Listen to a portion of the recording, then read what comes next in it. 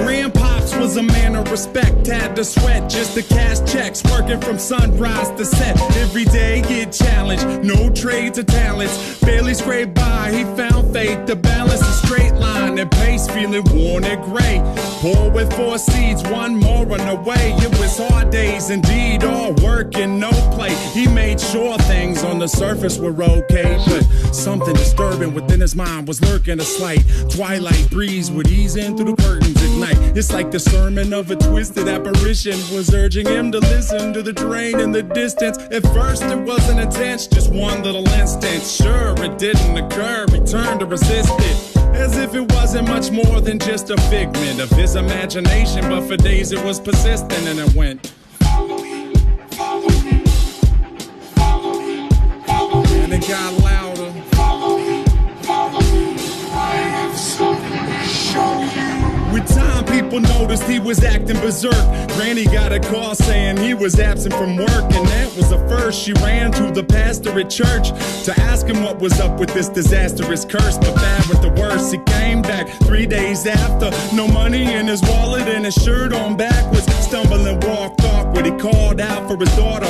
Right before he split, the last lesson he taught her was this: if you ever have a son, let him know that his granddad loved him, but by the time that he's grown, be sure to seed is sown deep down into his dome. Don't ever walk to the train tracks alone. With that, he backed up, reached out for his jacket, told her not to act up, and cracked up laughing. After all that happened, he left, never to be seen. 15 years later, it's when my mother had me.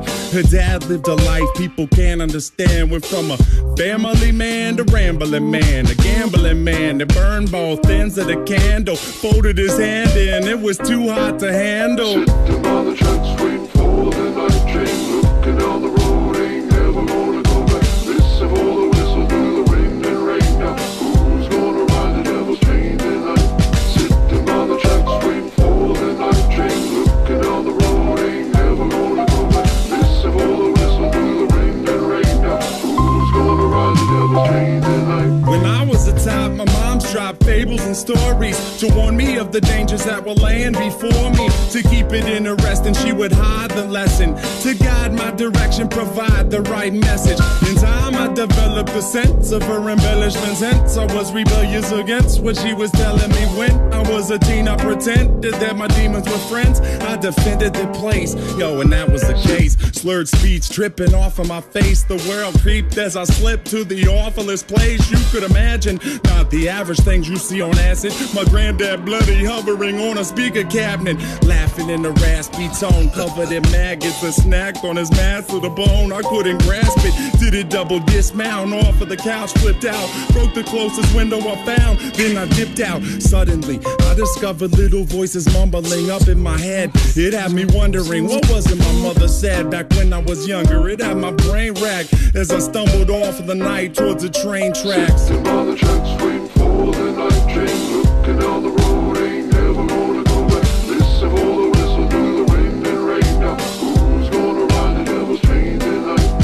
Sitting on the tracks waiting for the night train, looking down the road, ain't never gonna go back. Listen for the whistle through the wind and rain. Now who's gonna ride the devil's train tonight? So there I was, stalking through the dark with the buzz. I figured I should walk, that'll ease me off of these drugs. It's like a shark, had to keep moving, it's that'd be ruined. If I sat still, I was doomed, and that wasn't doing. So I marched through the park, slow gone like Donnie Darko. The sparkle of the starlight glowed like charcoal. Despite my demeanor, the night seemed more serene than a morphine fiend in the morgue. It seemed like I lost it. That was when my grandpa's carcass emerged from the dark, gurgling his words of carnage, but he couldn't talk. Something about the birth of sadness. I scurried off, I was on the verge of madness. I raced fast paced and the landscape was strange, like a plane parallel to this one, but rearranged.